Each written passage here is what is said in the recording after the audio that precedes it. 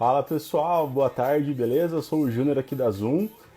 Deixa o pessoal ir chegando aqui, para quem for entrando, já aproveita, clica ali para compartilhar a live, compartilha aí com os seus contatos, tá? Vamos esperar todo mundo chegar, aí a gente já consegue chamar a Janaína Mourão, tá? A gente vai bater um papo com ela hoje sobre como é que a gente faz para engajar os alunos nas atividades escolares, tá? Espera só mais uns 2 minutinhos aí para todo mundo chegar.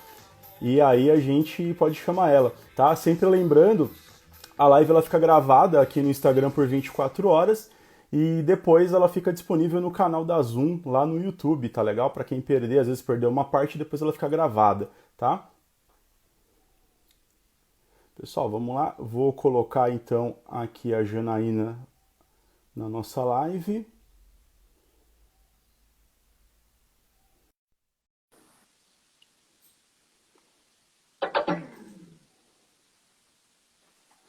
Tá conectando, boa. Oi, Janaína, boa tarde. E aí, Júnior, tudo bom? Tudo ótimo e você? Tudo bem, graças a Deus. Então tá legal. Bom, pessoal, a Janina conectou aqui.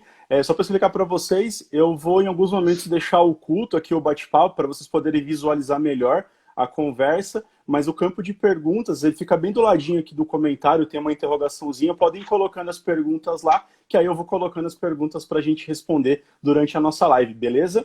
Então, Janaína, agora é com você, se apresenta aí, apresenta para o pessoal para a gente poder começar. Obrigada, Júnior. Gente, então, grata pela presença de todos. Meu nome é Janaína, eu sou professora há alguns anos, há mais de uma década, e sou professora de geografia. E também já faz 10 anos que eu venho trabalhando formando professores em diversas áreas da educação, em gestão da sala de aula, planejamento de aula, avaliação, e criei a Educaetos, né, que é essa escola de formação de professores. E eu trago um foco, que é o foco que eu chamo da humanização. Como é importante a gente humanizar os processos educativos para que a gente tenha uma educação mais coerente, a gente vai poder conversar um pouquinho hoje disso Aham. aqui também. Grata aí pela oportunidade. Não, a gente que agradece você, todo mundo aí também que está dedicando um tempinho com a gente essa tarde. E acho que assim, para a gente poder até começar, o tema é como é que a gente engaja os alunos nas atividades. Então, até para introduzir, eu queria que você respondesse assim, por que que os alunos eles não se engajam nas atividades escolares? Essa pergunta ela é muito interessante e acho que ela é uma pergunta primária que a gente tem que Uhum, fazer, né? Porque a gente sempre se incomoda com o fato de ter uma sala de aula que não está engajada, uma sala de aula com indisciplina, mas a gente precisa se perguntar por que que isso está acontecendo dentro da sala de aula, né? uhum, E eu acho que eu posso elencar alguns elementos, né? Primeiro, geralmente o aluno ele não vê sentido naquilo que ele está aprendendo. Ele não vê sentido naquilo que está sendo ensinado. Ele não entende o valor daquilo que está sendo ensinado. aham, Então, o professor ele realmente precisa dedicar um tempo, né, para a construção desse valor, para a construção desse sentido, né? Uma outra coisa que falta muito é o aluno entender o uso posterior daquilo. Né? O uso que o aluno vê, muitas vezes, é focado na avaliação somativa, na prova. uhum, Né? Então, eu preciso saber disso porque isso vai cair na prova. Ou, no caso do ensino superior, porque eu preciso de um diploma. Né? E isso não é um sentido, um objetivo, né, que leva uma pessoa realmente à aquisição de um conhecimento, uma aquisição uhum, verdadeira, né? Que se a gente for pensar lá na taxonomia de Bloom, eu gosto muito de falar do Bloom, porque é Benjamin Bloom mesmo, porque ele trouxe um estudo que vai balizar gerações, né? Ele definiu 6 níveis de conhecimento cognitivo, 3 que são considerados de ordem inferior e 3 de ordem superior, né? Se uhum, a gente for ver lá na base da pirâmide de Bloom, está o relembrar, que é a capacidade de a gente relembrar algum conceito, alguma coisa que a gente escutou. E no topo da pirâmide é a capacidade de criar. E dali em diante, né, vão tendo algumas aham, evoluções. Por exemplo, acima do relembrar, a gente tem o entender. E isso é muito legal, da gente ver que relembrar e entender não é a mesma coisa. Entender é algo mais profundo. E muitas aham, vezes na educação a gente fica só no âmbito do relembrar, né? Qual que é o conceito de osmose? Como é que se aham, define isso? Quando é que aconteceu a Segunda Guerra Mundial? Então a gente está ali só relembrando conceitos. O aluno não entendeu realmente o que que é aquilo, né? E isso está ligado ao que eu falei do uso. Se o aluno não entende verdadeiramente aquilo que ele está estudando, ele também uhum. não será capaz de transcender e entender o uso daquilo. Acho que isso é algo que impacta muito no engajamento também. Eu acho também que o aluno não acha interessante, muitas vezes, a forma.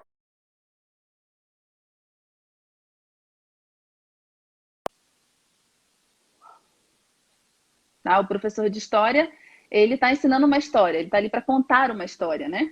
E ele vai no quadro, muitas vezes, e coloca, olha, 39, isso, 40, isso, 1941, isso, 1942, isso. Uhum. Torna factual uma coisa que poderia ser super interessante, né? Ele está contando uma história. Então, o aluno precisa achar também interessante. A gente tem que trazer isso de alguma forma para a linguagem dele. Sim, e eu acho que isso é muito legal. Eu pego até o meu exemplo. Eu sou formado em matemática, então, assim, mas eu nunca exerci diretamente a profissão. Então, muito do que eu aprendi lá, né, lembrava alguns conceitos, por eu não ter aplicado e não ter lembrado alguns significados daquilo, eu realmente não lembro. Se perguntar hoje para mim como é que eu opero logaritmos, eu não faço quase ideia. Vou ter que pegar um livro e relembrar. Mas alguns outros conceitos que eu gostava mais, estão da área de Uhum. informática, de tecnologia, esses conceitos já estão mais gravados, então esses são conceitos que eu uso e tem significado. Assim como história também, eu nunca fui lá muito fã de história na época da escola, mas uma vez eu descobri um livro chamado 100 Homens que Mudaram a História do Mundo. Era um audiobook, então eu aproveitava as viagens que eu fazia para ir ficar ouvindo. E aí eu fiquei fascinado com a história de como aquela pessoa, por uma ação que ela teve há tantos anos, impactou tanto a nossa história, né? Uhum. Então, para aquilo teve Uhum. significado, para mim foi muito legal. E eu não sei se você tem avô, se você tem avó, pessoas mais velhas que gostam de contar história. Você tem? Meus avós são todos falecidos, mas eu tenho os meus tios que estão numa idade que eles adoram contar história. Uhum. Aham. E é muito engraçado, quando a gente vê alguém da família contando uma história, Uhum. a gente se conecta muito mais, né? Tanto Uhum. porque eles realmente contam a história como uma história tem que ser contada, né? Como também a gente tem uma relação afetiva com eles, né? Uhum. Então, acho que o engajamento, e esse é o outro ponto que eu queria falar, tem tudo a ver com conexão. Então, se os alunos Uhum. não se conectam afetivamente com os professores, né? De sentir que aquela é uma pessoa que eles podem contar, que eles podem confiar, que eles podem Uhum. admirar, também o engajamento fica prejudicado. E aí, por último, eu acho que são as mensagens subliminares que a gente passa dentro Uhum. da sala de aula. Né? O fato de a gente organizar a sala de aula em fileiras, e eu nem digo que isso não pode acontecer nunca, não é isso, eu não Uhum. sou tão radical, tá? Mas o fato da gente organizar em fileiras, qual que é a mensagem que a gente passa, né? Não só em fileiras, como separados, nenhum aluno está Uhum. junto do outro, né? A gente passa a mensagem, né, de que eles têm que ficar voltados para a gente, é a gente que Sim. está falando, ou seja, não é para eles falarem. Essa é uma mensagem bem direta. E uma mensagem indireta é justamente que não é para eles falarem entre eles também, não é Uhum. para eles interagirem, ou seja, não é para haver interação. E essa mensagem indireta, ela impacta muito o movimento da sala de aula, né? E ainda mais quando você cria, por exemplo, o espaço do fundão, você impacta ainda mais se uma sala é muito cheia, o Uhum. que acontece demais, isso é uma realidade, porque é apenas um paredão ali na frente que faz Uhum. alguma interação, né? Então eu poderia elencar, acho que foram 4 ou 5 elementos que eu Uhum. percebo muito na minha prática e quando eu comecei a transformá-los na minha prática docente, mudá-los, eu consegui realmente ter salas engajadas. Uhum. Sala com 120 alunos engajados. Uhum.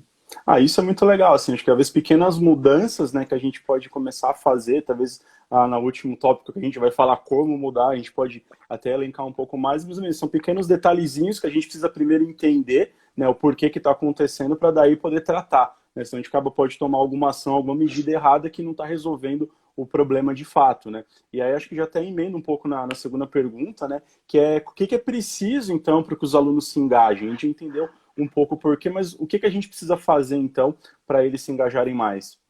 Uhum. Eu tenho um ponto que você falou que eu achei muito interessante, né? São pequenas coisas mesmo. Uhum. Quando a gente pode ter o plus, né? Uhum. É uma tecnologia bem estruturada, isso é maravilhoso. A gente deve buscar, se a gente tem uma escola Uhum. que tem condições de oferecer isso, ou a partir de algum projeto, isso deve acontecer. Mas, independente disso, tem pequenas coisas que o professor já pode fazer em sala para alcançar isso. Uhum. Muitos professores até me perguntam assim, Janaína, mas como é que eu vou conseguir fazer isso se os meus colegas professores não querem essa transformação? Só eu, na minha escola, estou nesse movimento. Como é que eu faço? E aí é o que eu digo, mas grande parte da mudança tem que acontecer na sua sala de aula mesmo. Uhum. E são essas pequenas coisas que eu vou falar um pouquinho para responder essa sua segunda pergunta. Agora, claro, se você trabalha num ambiente onde há uma comunidade de prática, os professores se auxiliam, né? Todos estão ali juntos nesse processo de transformação, tanto melhor, com certeza. Mas se não, faça na sua sala do jeito que der e com seu exemplo os outros professores vão também aceitando que a mudança precisa acontecer, né? Mas em Aham. relação à sua pergunta, aí eu vou então tentar linkar com o que eu falei, que para mim são as coisas que, o motivo, né, de não haver engajamento em sala de aula. Então, a primeira coisa que eu falei foi a falta de significado, de sentido, né? O aluno não dá Aham. valor àquilo que está sendo ensinado. E aí eu vou trazer aqui um autor que eu gosto muito, que é o Reuven Forestein. O Reuven, ele é judeu, tá? Ele foi para o Estado de Israel, bem no início da fundação do Estado de Israel, e lá ele recebeu diversas crianças que tinham perdido os pais, ou que tinham perdido os pais em campo de concentração, ou que tinham vivenciado a experiência do campo de Aham. concentração. E também diversos outros judeus que vieram do mundo inteiro para o recém-fundado Estado de Israel. E ele ficou responsável como educador, ele tinha estudado inclusive com Piaget, Uhum. ele ficou responsável por medir, né, o conhecimento, o nível cognitivo dessas pessoas. E aí pelo teste de QI, grande parte das pessoas teriam pouquíssima possibilidade de desenvolvimento. Até porque Uhum. muitas das pessoas tinham vivido traumas seríssimos, né? E aí ele não aceitou que aqui o teste deveria definir a possibilidade de desenvolvimento cognitivo de grande parte daquelas pessoas. E ele começou a desenvolver um método para ensinar, para modificar a capacidade de inteligência das pessoas. E ao longo de muitos anos, de mais de 40 anos de estudo e pesquisa, ele desenvolveu um método maravilhoso. Ele definiu 10 atitudes mentoras que a pessoa que vai auxiliar o outro a desenvolver a inteligência, que é o mediador, e nesse caso podemos ser nós, os professores, Aham. precisamos ter. E dessas 10, ele colocou 3 que são as fundamentais, que eu quero comentar hoje, que tem tudo a ver com isso que você falou. A primeira dela é a intencionalidade e reciprocidade. Então, o professor, ele precisa entrar em sala com uma intenção muito clara de onde ele quer chegar. E isso implica também chegar na sala de aula sabendo quais são as possíveis dificuldades que os alunos vão ter naquele Aham. conteúdo. O professor domina aquele conteúdo, né? Então ele vai conseguir saber o que daquele conteúdo gera mais dificuldade. E já trazer atividades que permitam que aquilo seja sanado da melhor forma possível. Só que não é só a intenção, ele precisa da reciprocidade. Isso Aham. significa que ele precisa que os alunos estejam alertas, em posição de aprendizagem, em prontidão para a aprendizagem. Então, ele Aham. tem que cativar os alunos para a aprendizagem. Então, para alcançar essa atitude de mentor, eu já dou uma dica, que é o que a gente chama de ganchos. O que são os ganchos? Comece a aula trazendo alguma coisa que já o aluno fique muito interessado. Uma pergunta super instigante. Por Aham. exemplo, eu dando aula de geografia, eu entro numa aula e pergunto, escrevo no quadro. Como seria a Terra se ela não girasse? Tá, e deixo lá. E aí os alunos já ficam naquela. Eu jogo um pouquinho um comentário. Alguém quer falar? Alguém quer arriscar? Alguém quer. Ou já aconteceu também de eu Uhum. falar como seria a Terra se ela não tivesse os oceanos, não tivesse nenhuma Aham. água, só terra realmente, né? E outras tantas perguntas instigantes que eu já tenho listado. Ou eu posso chegar também na sala de aula e colocar um desafio. Aham. Né? Já chego na sala, boto um desafio e falo, olha, depois da aula de hoje, no final dessa aula, vocês vão conseguir resolver esse desafio. Mas só se vocês prestarem atenção na aula, senão vocês não vão conseguir responder esse desafio. Então, existem várias ideias de ganchos que você pode Uhum. trazer. É professor de português, começa com uma história muito massa, para Aham. antes do final. Agora a gente vai continuar a nossa aula, no final eu vou ler o final dessa história.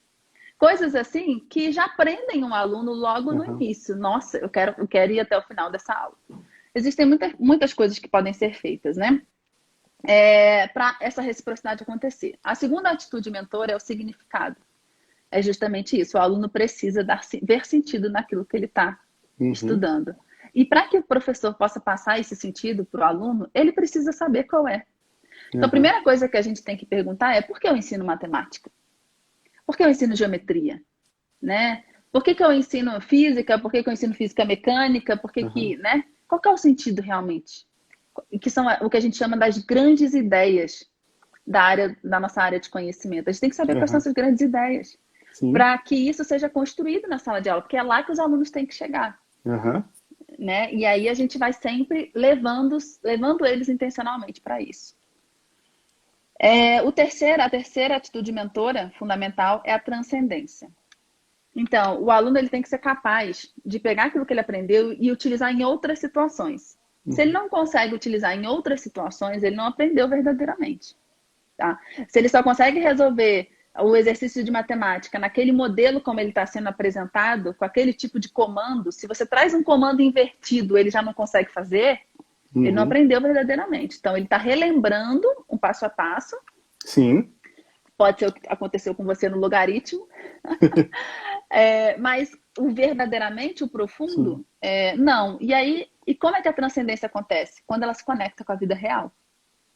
Então, traga ao máximo de problemas, atividades, exercícios que conectem com a vida real, né? Que permitam ele observar o mundo lá fora, Aham. ele relembrar de alguma coisa que ele viveu. Então, traga, a gente chama na educação de situações autênticas, tá? E aí, Aham. com a apresentação de situações autênticas, você consegue, então, você permite, você possibilita essa transcendência, tá? Uhum. Então, acho que essas três Fiquei muito atitudes contente de mentoras. você falar um pouco do Forsten. Para quem aqui é escola parceira da Zoom, né? Aliás, eu vou falar, pessoal, eu desativei os comentários, mas o box de perguntas está liberado. Podem ir mandando as perguntas lá, que eu vou colocando aqui. E para quem é escola da Zoom, né, e conhece um pouco mais da metodologia profunda, a gente, quando começou a desenvolver os programas de educação tecnológica, há mais de 10 anos lá atrás, as primeiras versões desse programa, a gente já usava o Forsten como uma das bases realmente de metodologia com a experiência de aprendizagem mediada. Então, a gente realmente usava, né, os 10 Que critérios legal. focando nessas três. E se a gente atualiza um pouco, né, assim, eu trabalho um pouco na área de coaching, é muito legal que a primeiro critério, que é você ter a intenção e a reciprocidade, é o que a gente chama um pouco, talvez, de criar o rapport. Né? Então, quando eu começo a trabalhar com alguém, se eu não deixar muito claro a minha intenção positiva e me conectar com aquela pessoa, né, ou em termos atuais, se eu pegar ranço, às vezes, aquela pessoa que está na palestra, está fazendo alguma coisa, bater o ranço já era, vai demorar para aquilo diminuir. Tem pesquisas que colocam isso daí. E aí, no segundo motivo, é entender, putz, o que eu estou fazendo aqui? Para que eu estou fazendo? Eu tenho que dar propósito, eu tenho que dar significado, né? Então, realmente, as informações, não só na sala de aula, mas em tantos outros meios aí, se conectam e fazem sentido. Muito legal isso daí, né? Não, adorei saber disso. Muito bom. Então, a nossa conversa está super alinhada. Uhum. E sabe o que que é legal, Júnior? É assim, a gente parar e pensar também, como Uhum. é que eu me engajo quando eu estou numa palestra, quando eu estou num Uhum. workshop? O que faz eu me interessar?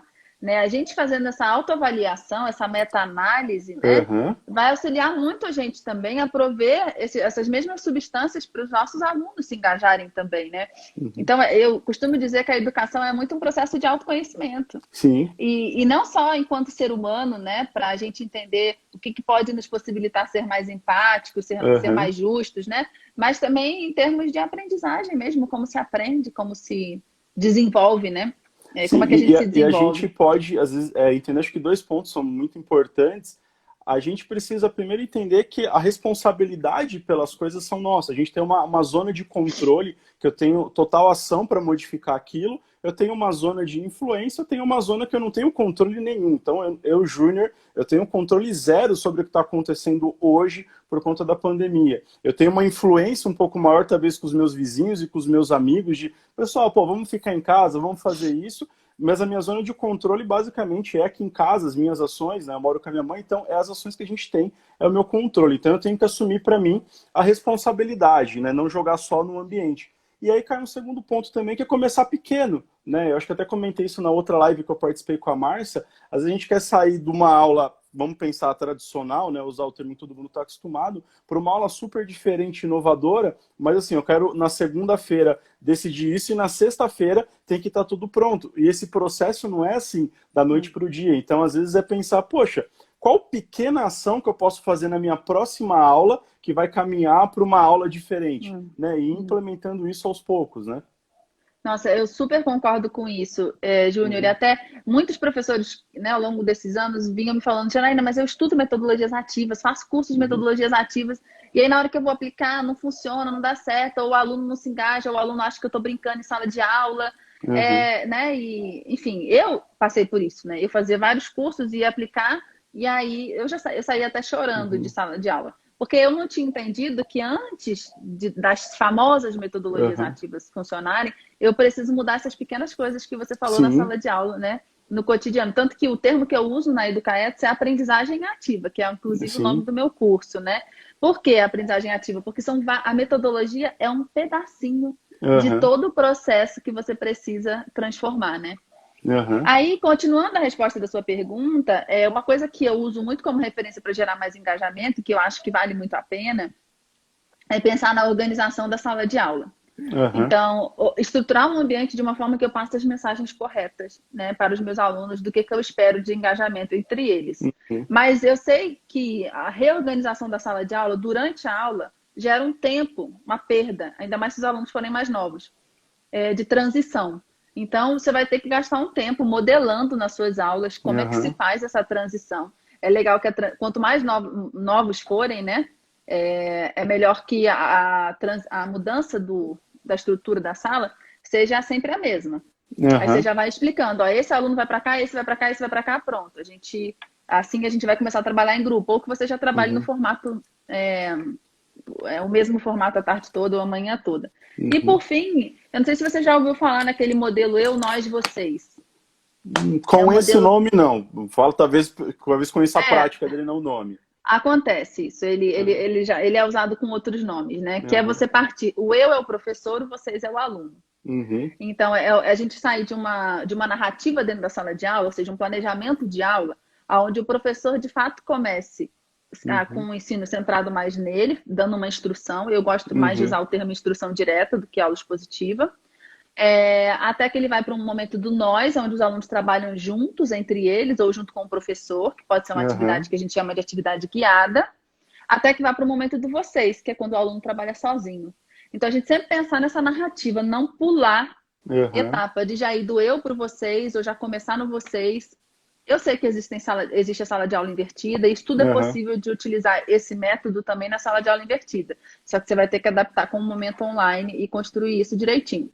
Mas essa Uhum. narrativa, quando eu comecei a preparar aula pensando nisso, muita coisa melhorou, Júnior. Eu acho que são Uhum. essas coisas que eu poderia Uhum. contribuir nesse momento, mas se tiver mais alguma Uhum. coisa que você queira saber. Não, eu acho que só até aí a gente já tem bastante informação, né, para todo mundo que está acompanhando. Agora os comentários estão abertos, quem quiser comentar Uhum. alguma coisa, mas assim, a gente já viu, né, alguns pontos. Então, primeiro, vou tentar resumir um pouco do que eu entendi, até talvez para ajudar o pessoal. Eu acho Tá. que dois pontos importantes, trazendo um pouco da metodologia do Forsten. Quando eu vou entrar na minha sala, eu tenho que estar muito claro para mim qual que é a minha intenção, né, que eu vou ter Uhum. nesse momento, e buscar a reciprocidade dos alunos. Né? Eu até brinquei um pouquinho Uhum. aquela questão ali do ranço, ou seja, eu tenho que chegar lá, eu tenho que encantar para gerar aquela primeira conexão. Imagina aí você que está assistindo a live, quando foi, sei lá, numa palestra, num treinamento, numa aula, que impactou muito positivamente você. Provavelmente foi uma pequena ação que aconteceu lá que fez você ficar, putz, que legal, interessado. Né? Feita Uhum. essa etapa, a gente tem que pensar no significado, ou seja, o que eu quero ensinar com aquela aula, né? Qual que é o significado, qual que é o propósito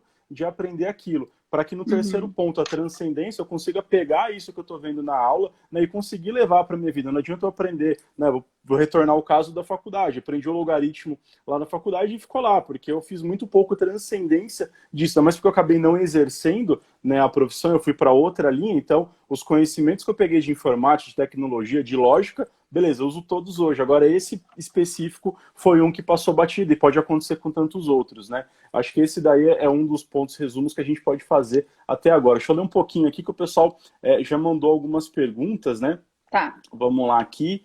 Ah, cadê? Teve uma que foi muito boa, que acabou subindo o comentário, mas ela perguntou quais são os seus referenciais teóricos. Ela te perguntou quais você pode citar. Uhum. É, Essa pergunta é muito boa. Eu tenho uma perspectiva muito minha, tá? Que eu Uhum, trago, eu vou mencionar os autores, mas eu trago uma perspectiva muito minha também na minha prática. uhum, Quem me conhece sabe disso, tá? Eu, ao longo da minha formação, comecei a ter contato com a Universidade de Stanford, né, na Califórnia, no uhum, Vale do Silício. E trabalhei num projeto com eles durante alguns anos e tive a oportunidade de ser professora visitante lá em Stanford, né, durante um tempo. Foi muito enriquecedor para mim. Então, uhum, muitos dos autores que eu me referencio, eles são da escola de Stanford, tá? uhum, A Linda Darling Hammond, ela escreveu um livro, né, que nos Estados Unidos é considerado uma bíblia, porque o que acontece? Lá, eles têm grandes universidades, tipo Harvard, Stanford, uhum, Columbia, enfim, universidades que a Graduate School of Education, a escola de educação, são referência. E tem muitas publicações legais em todas essas. E eles acabam falando muitas coisas parecidas, mas existem alguns autores de uma ou de outra que são respeitados por todas, né? E a Aham. Linda Darling Hammond é um caso. O livro dela, que é considerado uma bíblia lá, é o Preparing Teachers for a Changing World, que Uhum. já tem no português, lançou esse ano no português, não, ano Uhum. passado, acho que foi em outubro. Preparando professores para um mundo em transformação. Então, podem anotar Uhum. aí, essa é uma bíblia. O que ela vai trazer? É um livro sobre, está preparando professores, então ela vai trazer uma visão geral sobre profissionalização, avaliação, Aham. engajamento, gestão de sala de aula. Então, esse é um livro que eu acho que todo mundo deveria ler. Aham. Eu me pauto muito no Biggs e Wiggins, né? Wiggins, no livro do Planejamento para a Compreensão. Eu li o livro em inglês, mas eu sei que tem agora em português também, que traduziram assim, Aham. Planejamento para a Compreensão.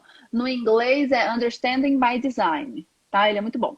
Agora, a minha referência Master Blaster é atual, né? Porque, na verdade, eu me referencio inclusive em Platão, mas dos atuais, né? É o Lee Schulman, tá? O Lee Schulman, Uhum. ele é muito bom, ele fala sobre profissionalização docente.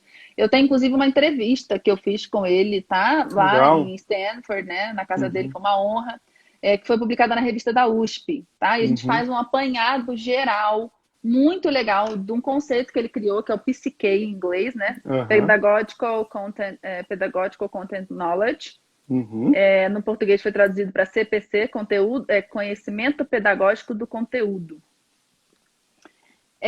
No caso do Lee Schumann, ele tem vários livros, inclusive com a mulher dele, tá? Mas são artigos Uhum. mesmo. Procurem os artigos clássicos e alguns o Caderno do Sempec publicou. Aham. Ele é fantástico. Isso que eu poderia dizer. Uhum. Agora, na matemática tem a Joe Bowler, que é muito Uhum. bom. Nas linguagens tem... Eu tenho um problema com nomes, tá, gente? Fica tranquilo, eu compartilho do mesmo problema. Então, mas eu passei por 2 partos, que eu Uhum. acredito que você com certeza não passou. Hein? Piora um tanto. Nó. Mas. Bom, mas seria isso. Uhum. Isso Tá. aí já dá um caldo muito bom, tá? Uhum. O pessoal também estava dando uma olhada aqui nos comentários, eles pediram para você falar um pouco mais do eu, nós e vocês. Eu acho que talvez ficou ou um pouco de dúvidas, querem aprofundar um pouco. A gente consegue Uhum, aprofundar um pouco antes de ir para os comos a gente pode engajar? claro. Uhum. Vamos. Ó, eu vi um negócio também, o pessoal tá pedindo em relação aos livros dos autores fazer um combinado com a Janaína. Depois a gente pega os livros, os autores, essas referências, a gente faz um compiladinho e deixa postado junto para vocês nos stories. Logo em seguida da live a gente faz lá para vocês acompanharem, porque senão a gente tem que ficar repetindo toda hora, vai demorar muito. Pode ser, acho que é mais fácil, né? É melhor. Eu tô, Uhum. como boa professora, eu vou improvisar um quadro aqui, só que eu quero que vocês Perfeito. entendam que vai ficar Uhum. espelhado, não vai ter jeito, tá? Então a Tá, gente eu vai vou ter que trabalhar desativar aí os comentários para o pessoal até poder ver melhor seu quadro, para não aparecer Tá, nada na frente. Aí as perguntas podem ir mandando no box aqui que eu já vou abrir a sessão de respostas daqui a pouco. tá. Quem Olha sabe só, faz ao vivo. é, eu botei 2 triângulos aqui, tá? Aham, Aqui em cima eu botei professor, aqui aham, embaixo eu botei aluno. A minha letra é feia, tá, gente? Aqui é a linha do eu, aqui é a linha do nós e aqui é a uhum, linha do vocês, tá? Agora eu vou preencher aqui para vocês entenderem melhor. Deixa eu escrever rapidinho aqui. Se quiser ir ver nos uhum, comentários, interagindo tá? com eles. Beleza. Então, enquanto a Janina coloca, então, só reforçando, pessoal, a live ela fica gravada aqui no Instagram por 24 horas. Depois a gente coloca ela no nosso canal no YouTube, lá do canal da Zoom. Então, esses autores, essas referências, a gente faz um postzinho, coloca lá nos stories e deixa também depois nos comentários lá do vídeo do YouTube. Acho que fica mais fácil para todo mundo, tá? Tô vendo aqui bastante pergunta já. A gente vai entrar daqui a pouco no momento que é o como, e eu vi que tem bastantes perguntas de como isso e como aquilo. A gente aproveita para ir respondendo elas conforme, né, a gente for entrando dentro dos assuntos. Tá? Então, sobre a questão do livro, o nome dos livros, a gente já vai depois fazer um compilado, acho que é mais fácil para vocês. Enquanto ela vai escrevendo, como é que vocês estão? Gostando da live, do conteúdo aí? Já escrevi. Ó, pessoa rápida. Deixa eu Mas parar aqui um podem pouco os falar comentários. aí. Tá. Então, beleza. Aí, Gente, ó, eu vou vamos lá, explicar pessoal. cada um para vocês poderem, né, captar. Eu vou ler para vocês. Então, olha só. Aqui, nesse momento do eu, aqui é o professor, lembra? E aqui é o aluno, tá? Então, o professor está dando uma instrução direta, ou seja, ele está dando uma aula expositiva. E o que o Uhum, aluno está fazendo? O aluno está assistindo, mas ele está com uma escuta ativa. O que eu chamo de escuta ativa? Existe uma visão de que se o professor está falando e o aluno só está recebendo, nossa, é passividade total, né? Ou seja, isso significaria que se eu estiver numa palestra com um grande mestre, né, da minha área, eu não vou absorver nada porque é uma palestra. E não é assim. Existe uma escuta ativa, que é aquela escuta que eu estou envolvida, que eu estou interessada, que eu estou querendo saber mais, estou fazendo anotações e estou lá em êxtase, né? Então, é importante que o aluno, no momento da instrução direta, esteja nessa escuta ativa. No momento do nós, a gente pode dividir em dois, tá? É o momento da prática guiada, que, ou seja, aí o que o aluno está fazendo? Ele está com o professor. O que é uma prática guiada? O professor ensinou o que é uma fábula. Um exemplo que me veio na cabeça agora. Uma fábula é isso, mostrou, explicou, tem que ter animais, blá, blá, blá. Aí agora nós vamos construir juntos uma fábula, tá? E aí esse é o momento da prática guiada. Ele vai no quadro, ou ele projeta um desenho, ou ele pede para os meninos antes fazerem um desenho, ele escolhe um. Eu vou pegar aqui o desenho do Júnior, tá? Gostei muito do desenho do Júnior, gostei de todos. Vou pegar o do Júnior aqui. Vamos começar, então, a redigir o início dessa fábula. Olhem essa imagem. Como seria uma história com um animal como esse que o Júnior desenhou? Ok. Então, ó, como é que faz? Vai, Bruna, Luísa, como é que você colocaria? Era uma vez. Aí você vai no quadro redigindo. Você concorda? Você não concorda? Tenta interagir com todos na turma. Então, você está fazendo com eles. É o momento da prática guiada. Isso é um exemplo, mas isso vale para matemática. Você vai lá com um exercício no quadro, um problema. Isso vale para cartografia. Isso vale para qualquer coisa, tá? Aí, o segundo momento do nós é a facilitação. Eles estão entre eles, tá? E aí, o que é a facilitação? Aí, beleza. Você explicou o que é fábula. Você foi no quadro, fez uma fábula com eles. Agora, você reuniu eles em pares, em trios ou em grupos para eles produzirem, por exemplo, uma fábula juntos. Ou lerem uma fábula e analisar. Alguma coisa que você queira, depende da idade das crianças, né? Sim, sim. Aí a facilitação você vai passar pelos grupos, observar o que eles estão fazendo, analisar, e você vai utilizar suas rubricas, seu checklist, todos os seus critérios de avaliação para poder fazer essa facilitação da aprendizagem, tá? E aí o último momento, que é o do vocês, eles estão trabalhando sozinhos, tá? E aí nesse momento você está assistindo ou então você está...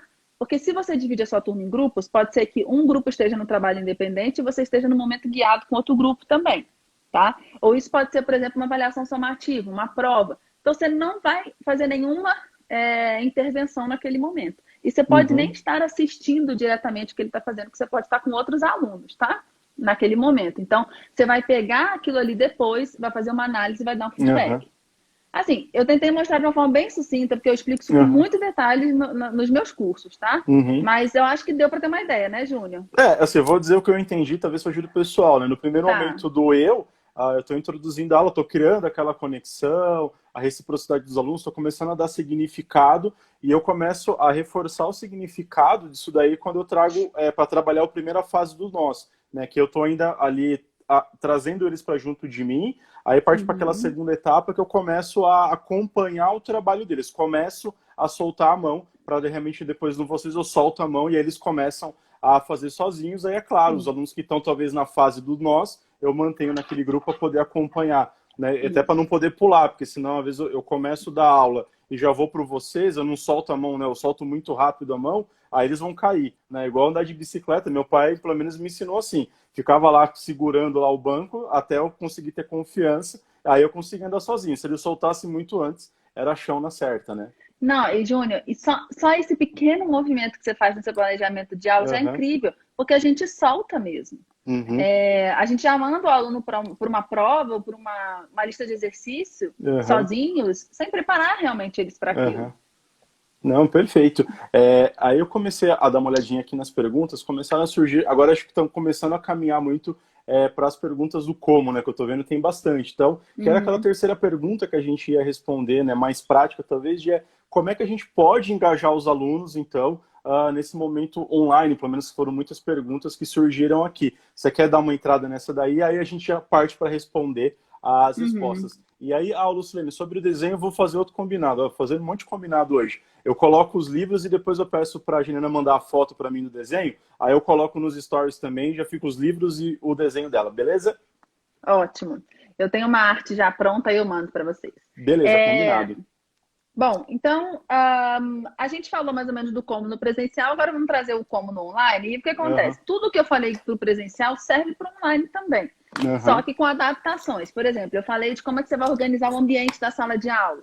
O ambiente da uhum, sala de aula online, ele é um outro ambiente. sim, Mas uma coisa muito importante para esse ambiente online, e que eu já tinha percebido isso há anos atrás e agora está muito evidente, né, acompanhando o trabalho dos uhum, professores, a gente precisa de ordem, né? uhum, E para facilitar a ordem, porque senão cada um liga o microfone. Isso vamos pensar no momento síncrono, tá? A gente está ali ao aham, vivo, estamos os dois ao mesmo tempo.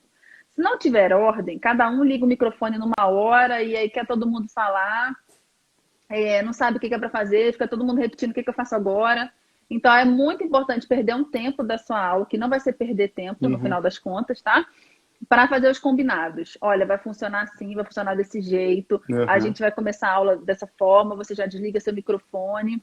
Quando eu pedir, você vai ligar o vídeo, e aí você vai pegar o material lá, não sei aonde, e não uhum, importa a plataforma, não vou ficar citando o nome de plataforma aqui, sim, tá? sim, Mas, enfim, ter os combinados muito claros e ter ordem. O que que é a ordem? É uma organização que se repita ao máximo durante os dias. aham, Porque aí, quanto mais novos forem as crianças, então melhor isso. Se você estiver falando de Fundamental 1, tenta manter ao máximo a mesma rotina sim, durante todos os dias. Que as crianças vão se acostumar, elas vão uhum, perder menos tempo nas transições, elas vão fluir muito melhor. Final de Fundamental 2, ensino médio, já dá para você variar com uhum, mais tranquilidade. Agora, Fundamental 1, Fundamental 2, uhum, é bom ter cuidado. Agora, eu botaria uma exceção aí para quinto ano, mas uhum, né, eu ainda acho que, dependendo do quinto ano que você tiver na sua sim. escola, é melhor manter o máximo E eu acho de que isso da organização que se preparação, eu vou repita. trazer um pouco, eu acompanho, né, cursos online bastante tempo já, e agora eu tenho Uhum. começado a olhar eles nos cursos que eu faço do ponto de vista um pouco mais técnico para ver como que eles fazem. E os melhores cursos que eu faço online, eles sempre têm um negócio em comum que eu acho fantástico. Você abre lá, independente da plataforma, tem um ou dois vídeos que tá te preparando para o que vai acontecer. Então tá lá o professor, ó, eu sou o Júnior, É, bem-vindo aqui ao nosso curso, ó, para acontecer bem, você tem que separar um caderno, um lápis, uma caneta, isso daí, tá? Separa todo esse material e vai para o próximo vídeo para poder assistir. Né? Então, trazendo essa questão, se for uma aula assíncrona, beleza, ele pode gravar o vídeo antes, o aluno vai assistir e ver o vídeo em seguida. Se for uma aula síncrona, então é importante antes, talvez, da aula, né, ou ele se programar para durante a aula e falar, pessoal, todo mundo vai, separa isso para o aluno já chegar preparado. Então ele começa a criar essa rotina junto com os alunos, talvez de sempre mandar um vídeo de orientação ou preparar a orientação antes ali da aula, né? Mais ou menos o que eu acabei fazendo, vou até é. mostrar para o pessoal aqui que está pendurado aqui no meu tripézinho. A gente está fazendo a live, eu mandei para a Emily o roteirozinho da minha live, para eu Hum. lembrar que eu tenho que primeiro apresentar, aí eu chamo ela, aí eu faço as perguntas tal, para não esquecer. Então eu preparei, né, esse roteiro, mandei para ela estar ciente também como é que ia funcionar a interação na live. Então, talvez é uma dica que eles podem também ter em relação a isso, né? Talvez adaptar para cada realidade. Isso é importante. Essa comunicação prévia para um online, então, ela é Uhum, fundamental. E acho que também eu poderia dizer mesclar, né, o síncrono uhum, com o assíncrono. Não dá uhum, para ser só síncrono e também não dá para ser só assíncrono. Eu sim, acho que é muito importante. O aluno, uhum, nossa, os meus alunos até de primeiro ano, eles estão adorando ver a professora, sabe? uhum, Poxa, que legal, ela está aqui e se verem. Agora, uhum, tudo é paciência. E assim, uma boa comunicação com os pais é fundamental, uhum, né? Alinhando tudo com eles, passando todas as instruções, isso é muito importante também. Nesse caso do online, pensando em fundamental principalmente, mas também ensino médio, tá? uhum, Porque, enfim, pais são pais, independente da idade do aluno, né? uhum, Deixa eu ver se eu poderia.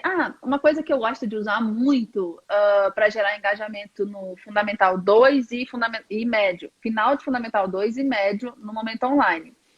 São plataformas que o aluno consegue interagir ao vivo, tá? uhum, Então tem o Kahoot, acabei citando o nome de plataforma, mas enfim, tem o Kahoot, tem o uhum, Pull&Ware, que são plataformas legais, que você pode projetar na hora, os alunos respondem pelo celular uhum, dele ou pelo próprio computador, e aí projeta ali a resposta.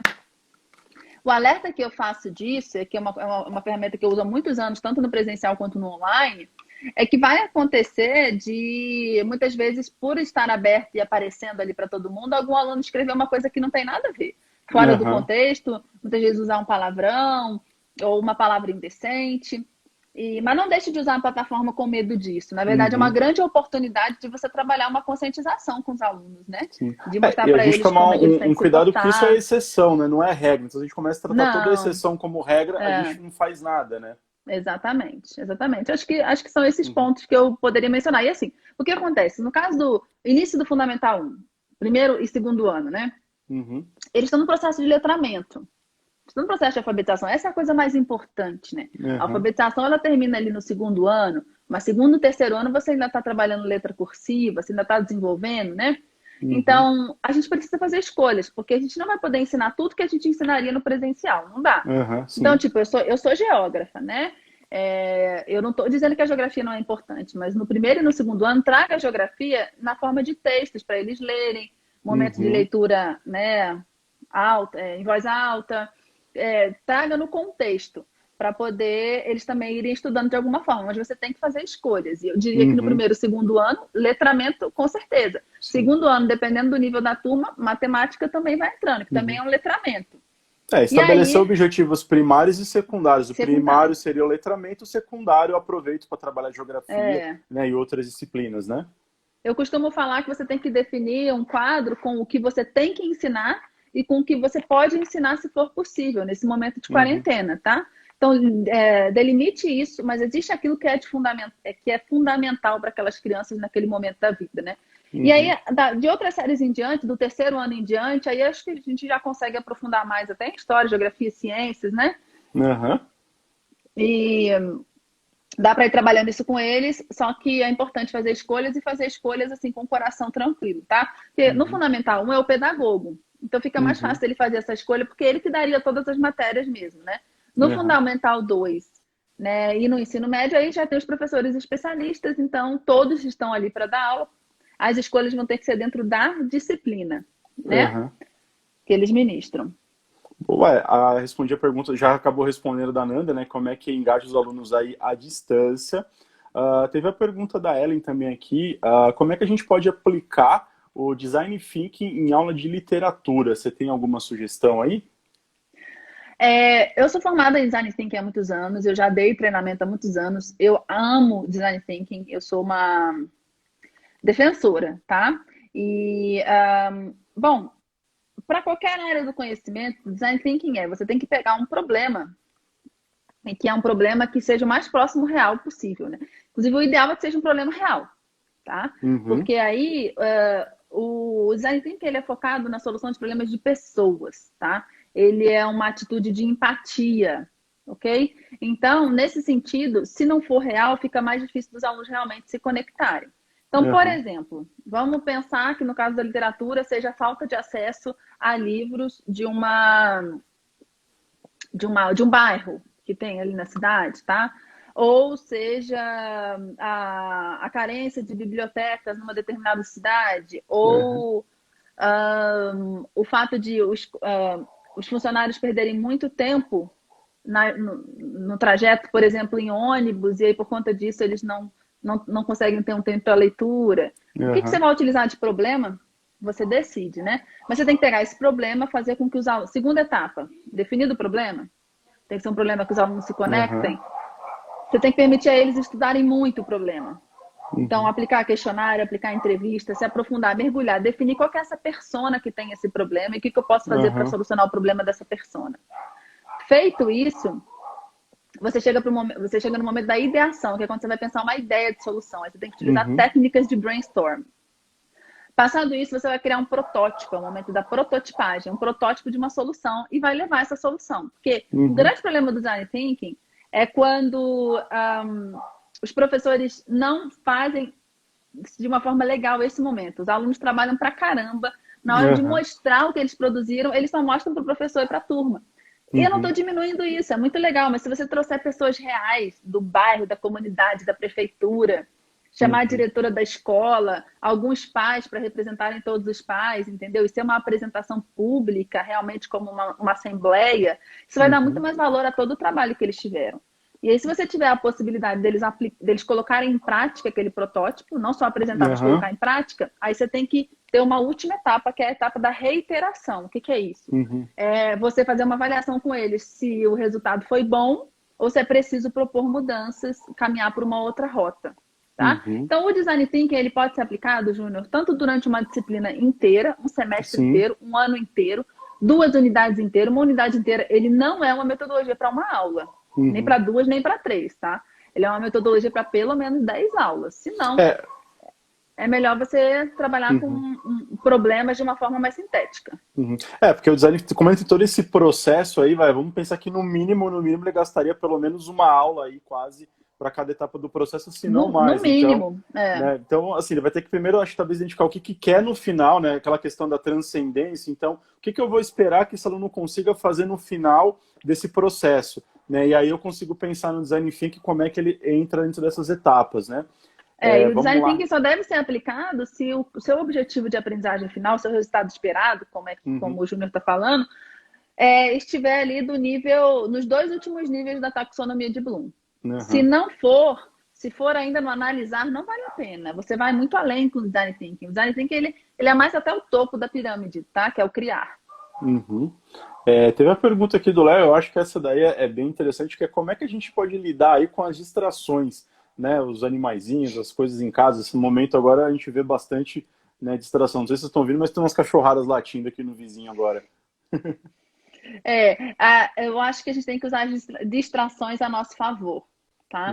Então, assim, primeiro que, claro, é um desafio pra gente também. Eu já fiz algumas reuniões online em que meus bebês apareceram e eu tive que carregar no colo né, é isso. Então, gente, calma aí, só um minutinho, começou a chorar ali, ou acordou. Então, eu acho que a gente está num momento que a gente tem que lidar muito, tem que ter muita essa empatia.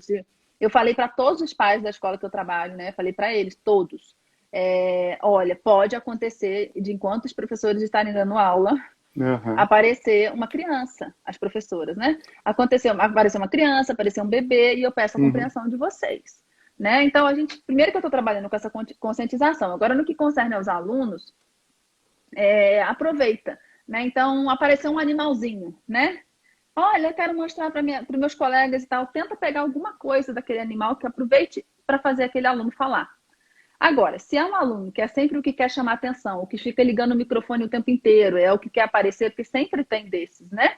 Aí talvez você tenha que chegar no momento e falar, olha, eu achei seu animalzinho lindo, eu adoro tudo que você mostra todos os dias, mas o que está acontecendo? Eu tô parando a atividade, os outros colegas também querem aprender, eu também quero que os outros colegas tenham a oportunidade de mostrar alguma coisa que eles têm, tá?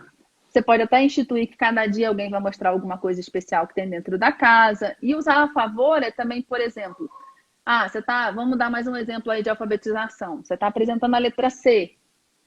Vai lá na cozinha, corre lá e acha alguma coisa na cozinha que começa com a letra C, por exemplo, né? Então, você de alguma forma dá para, acho que até aproveitar essa questão do síncrono e assíncrono para trabalhar isso. Então, pode inclusive combinar com eles. Pessoal, na nossa aula ao vivo a gente não faz, então nas aulas vocês podem gravar vídeos e mandar foto dos animais que vocês querem mostrar na comunidade. Que aí você deixa eles mandarem vídeo à vontade, fotos à vontade, mas no momento da aula ao vivo a gente dá um stop, né? Eles não precisam estar mostrando isso a todo momento, né? Não pode deixar atrapalhar. Se está a todo momento, então realmente é limite. Educação tem tudo a ver com limites.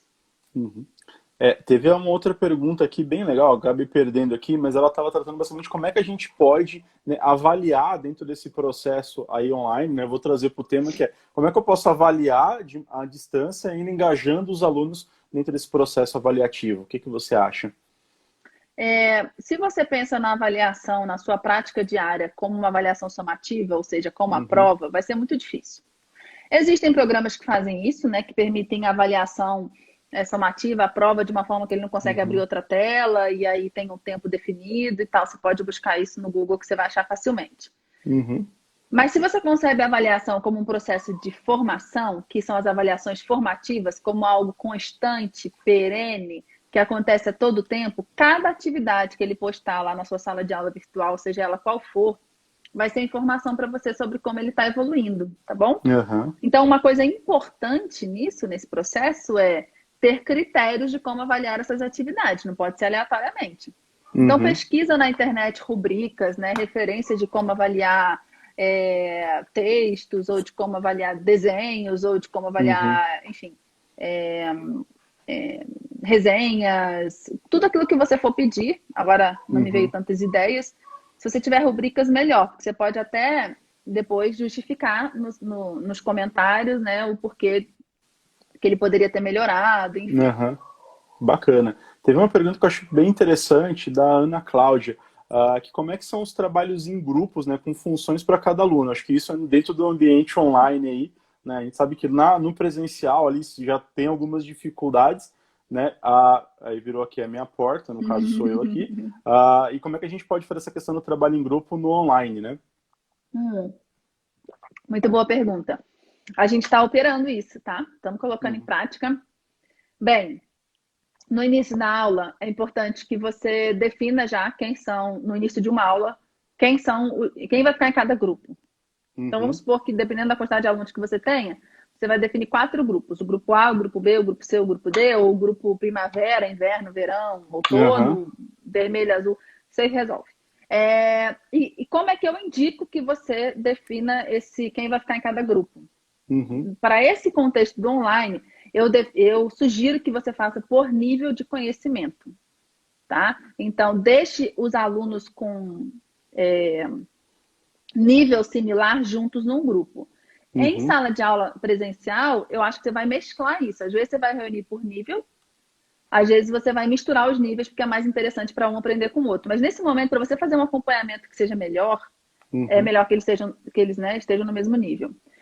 Fazendo isso, você vai organizar dentro da sua sala de aula no momento síncrono qual o grupo que você vai atender. Então, você vai ficar com um grupo fazendo uma atividade e vai pedir para todos os outros tirarem o fone de ouvido e ficarem fazendo uma atividade independente na mesa deles. Uhum. Entendi. É uma boa É. alternativa. E aí depois você vai e fala, agora é a hora do grupo 2 ficar comigo, agora é a hora do grupo 3, agora é a hora do grupo 4. Mas isso não flui Aham. assim tão rápido. Você tem que modelar, você tem que alinhar, mostrar para eles como é que vai funcionar. E a gente Aham. tem funcionado aqui do primeiro ano ao nono ano, tem funcionado muito bem já agora, né? No início não foi tão fácil assim, principalmente para o primeiro e segundo ano. Uhum. Se você tiver um professor assistente, vai ser melhor nos primeiros anos, mas nem todas as escolas têm, né? Um professor Uhum. auxiliar, porque aí ela pode ir vendo se os alunos, né? É importante pedir que eles deixem o vídeo ligado para você ver que eles estão ali, né? Sim. Mas aí, se você tiver a possibilidade de criar 2 salas e você tiver uma auxiliar, aí o que, que você vai fazer? Uhum. Pode deixar auxiliar com eles e você vai com outro grupo para outra sala. Depois você volta, chama outro grupo, vai com outro para outra sala. Aí você vai vendo como é que você vai fazer. Mas é super Uhum. possível. Agora ela perguntou com funções, né? Funções são elementos muito importantes para o trabalho em grupo funcionar. Uhum. Só para contextualizar, Júnior, quando eu criei, né, a Educaetos, uma das primeiras coisas que eu queria ensinar ao professor era como ele produzia trabalhos em grupo em sala de aula, como é que ele conseguiria organizar Aham. isso, né? Então, tanto que o meu curso online, o principal, né, inicialmente ele chamava mentoria de trabalho em grupo, depois que ele passou a se Aham. chamar aprendizagem ativa na prática. E aí, o que, que acontece? Uma das coisas que eu defendo muito se as pessoas não têm, se os alunos não têm função estabelecida dentro do grupo, o grupo não vai funcionar. Eu ouço Uhum. muitos professores me falarem, né? Nossa, eu aplico o trabalho em grupo na sala de aula, eles não se envolvem, só um faz, o outro não faz. Existem técnicas muito claras, passo a passo, para resolver isso. E uma das Uhum. coisas fundamentais é definição de função. Aham. Agora, no online, o que, que eu tenho feito? Eu tenho estabelecido, pelo menos no grupo, o controlador do tempo, tá? Que é a pessoa daquele grupo que vai ficar responsável por ver, ó, o grupo vai ficar 20 minutos com o professor. Ele vai ficar com Aham. um cronômetro e vai avisar quando faltar 10 minutos e quando terminar, tá? Não é que o professor não esteja acompanhando, o professor está, mas ele dá uma responsabilidade para algum aluno Sim. e isso é muito legal. Bacana. A gente dentro da Zoom, nos programas nossos de educação tecnológica, tem um momento que eles todos trabalham em grupo para poder fazer, né, a exploração, a construção dos modelos, fazer a programação dos robôs, né, difere um pouco de cada ano, e a gente não deixa fixado exatamente funções, mas algumas obrigações. Eu vou ter que ter alguém responsável por organizar o material, eu vou ter que ter alguém responsável Isso. por acompanhar o tempo, por fazer a montagem, por cuidar da Uhum. programação, então eu tenho algumas responsabilidades, né? Então trazer, Uhum. acho que isso para o ambiente online também é possível, desde que lá atrás eu tenha planejado na minha intenção, no meu significado, né? Eu tenho realmente que, acho que não perder um tempo, mas realmente é investir um pouco de tempo nesse planejamento do que eu vou fazer Isso, para a execução ficar muito mais fácil, né? Isso acho que é uma perfeito. tarefa, por exemplo, foi o que eu fiz, né? Eu gastei ali, sei lá, 10 minutinhos pensando, né, no roteiro exatamente do que eu tenho que fazer, para agora na condução ficar muito mais tranquilo e não ficar me preocupando, putz, mas o que, que eu tenho que fazer agora? Já está planejado, só preciso executar e adequar, né, ali alguns pontos. E a gente tem aí 5 minutinhos para acabar lá. Eu vou abrir os Maravilha. comentários agora, porque Tá, tem muita pode abrir. pergunta, a gente não vai conseguir responder todas, vai ser, Né? acho que é impossível, talvez vale aí depois a gente juntar essas perguntas num outro momento e responder elas aí. Mas de cara eu já queria, né, agradecer a todo mundo que está aí, queria saber o que, que vocês, né, acharam da live, foi bacana o conteúdo, né, o que, que vocês vão aplicar dentro da sala de vocês. Agora está aberto o comentário um pouquinho com vocês para falar. Enquanto isso, também agradecer, né, a presença da Janaína, acho que foi muito rica a conversa, a gente teve bastante assunto, teve bastante dicas aí. Relembrando, vou fazer meu combinado, vou colocar os autores, os livros que ela indicou, aquele mapa também do Eu, Nós e Uhum. Vocês, a gente coloca depois nos stories aqui da Zoom. Né? Vou pedir, ó, sigam, né, o Instagram da Zoom para quem chegou aqui de paraquedas e não segue. Segue o Instagram da Zoom, segue também o Instagram da Janaína, Educaetos com TH. A gente coloca lá depois, então bacana para vocês poderem acompanhar. A gente na Zoom está fazendo lives aqui constantemente, trazendo o máximo de conteúdo possível para vocês. Sei que a Janaína também traz bastante conteúdo importante para a prática aí de vocês. Acho que é mais isso, né, Janaína? Uhum. Isso, nossa, muito boa essa oportunidade. Grata, Uhum, Júnior, grata a todos que estão aí. Desculpa se não deu para responder todas uhum, as perguntas, né? uhum. Mas estamos aí. Se vocês precisarem, podem contar com a gente. Muito bom. A, a gente que agradece, então só lembrando, vou encerrar a live, pessoal, mas ela fica gravada aqui por 24 horas para vocês assistirem e depois a gente também coloca ela lá no Instagram, no YouTube da Zoom, lá no nosso canal. Beleza? Obrigado para todo mundo que estava aqui. Janaína, de novo, obrigado, tchau, tchau. Uma excelente quinta-feira aí para vocês. Para todos nós. Até Tchau, mais. tchau, pessoal. Tchau.